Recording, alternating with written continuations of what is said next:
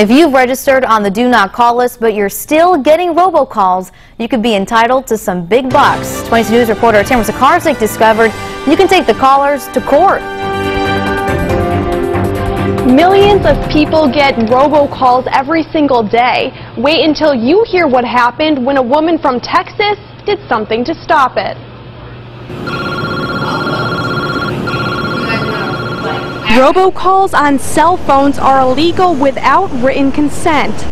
Telling a company to stop should make them go away permanently. I still think they call you. Oftentimes, they do still call you, but they could be breaking the law. It's called the Telephone Consumer Protection Act, and it basically allows you to tell businesses and telemarketers to stop calling and texting your mobile device. If they continue, you can technically bring them to court.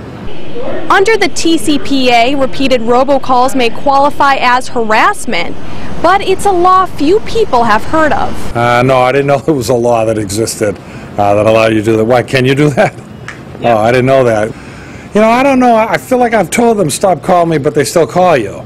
A Texas woman won nearly $230,000 after suing Time Warner Cable for calling her 153 times after she told them to stop, an experience many others have shared.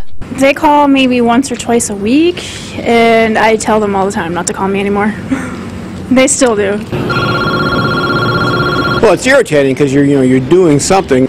You got to stop and look at your call waiting or your caller ID and find out who they are. Most of the time I just ignore it. Here's what you need to know. If calls continue after a name removal request, you can sue for $500 in damages for each violation. Your state can initiate civil action against companies for citizens, and the FCC can directly penalize companies for complaints. And if you're on a do not call list, a company must honor that indefinitely. Live in the newsroom, Tamara Sakarzik, 22 News.